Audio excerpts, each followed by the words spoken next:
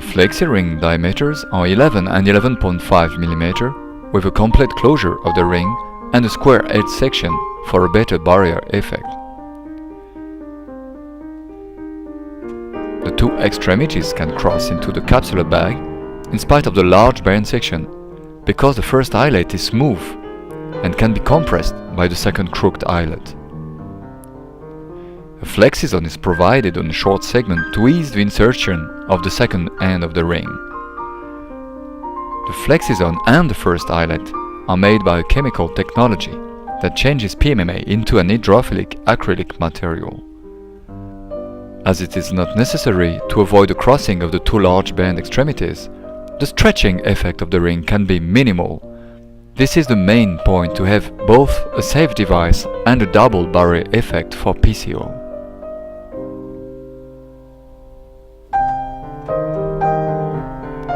The average empty capsular bag diameter is about 1050 mm, and the largest bags are rarely bigger than 1150. Simple barometric parameters can help to guess whether the bag is small or large. Two big eye wells can stretch the capsula and compress the ciliary body. But inadequate rings can also have negative consequences.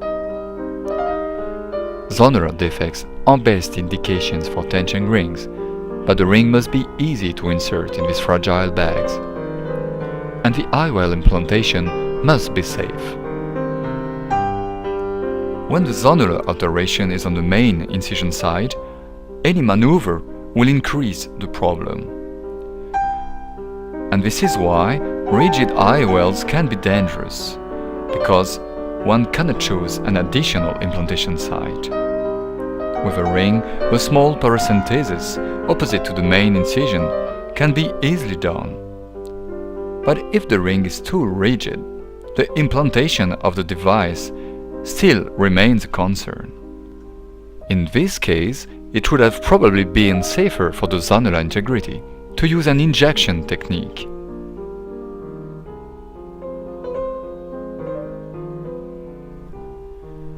In fact, the zonular damage can be increased by surgery. In this uveitic eye, the whole capsule with a PMMA IOL and a tension ring must be removed 5 years later.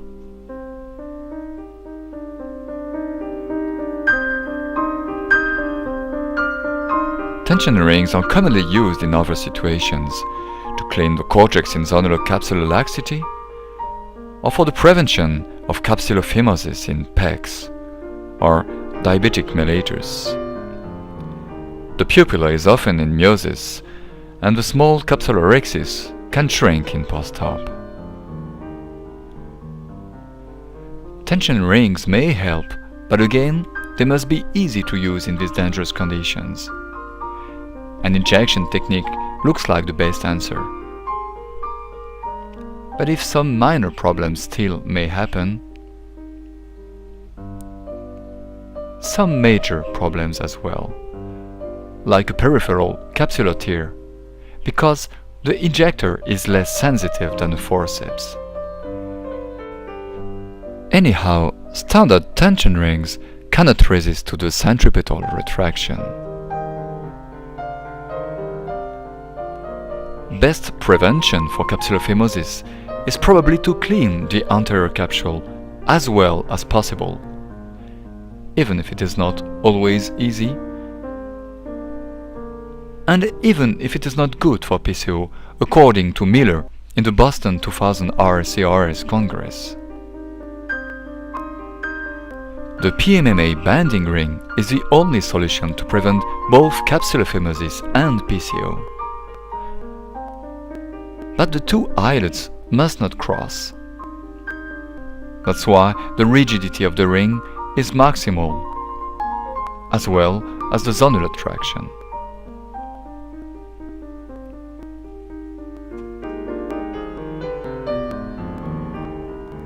The flexi ring has a similar goal of capsular bag protection, but with an opposite concept: a large band shape for an equatorial barrier with less centripetal retraction, and a minimal rigidity to provide the optic square edge effect thanks to the capsular adhesion.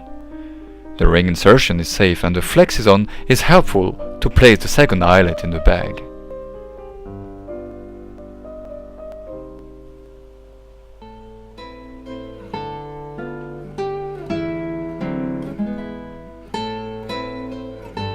Nishi has proven that a capsular banding ring significantly reduced PCO by contact inhibition of migrating lens epithelial cells.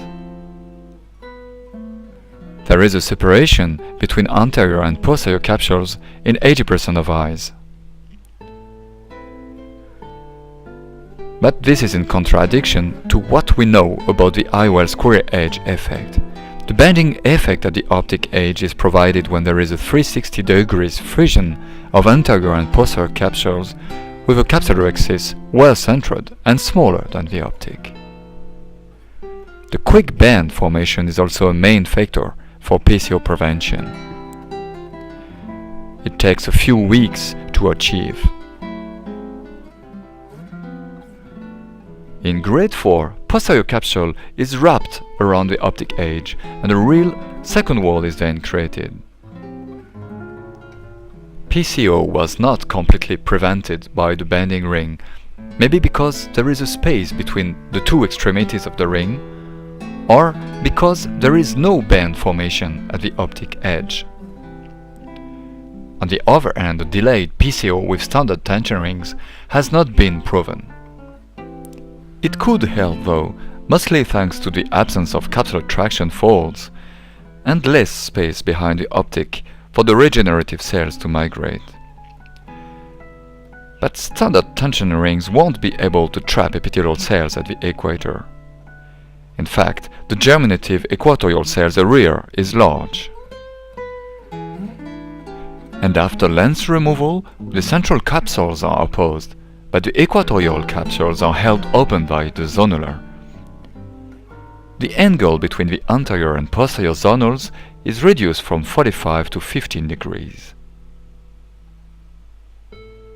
Compared with a standard tension ring, the flexi ring fills the equatorial space for a contact inhibition of the lens epithelial cells.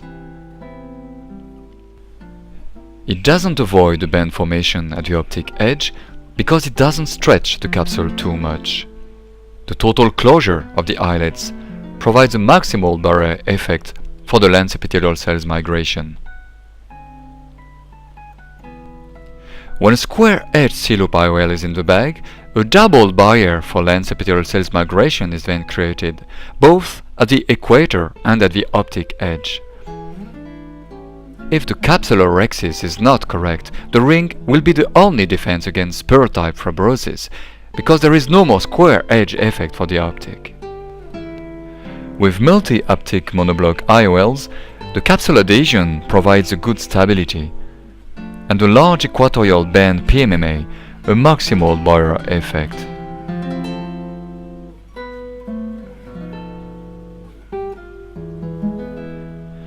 A delayed PCO with a flexi ring still must be proven by a prospective study. But if it is confirmed, best indications for flexi ring would include cases which require a capsular protection or a good access to retina. And it should definitely include clear lens extraction cases for high ametropia or prelex. Because for any eye cosmetic surgery, quality of vision is a goal and security is a must.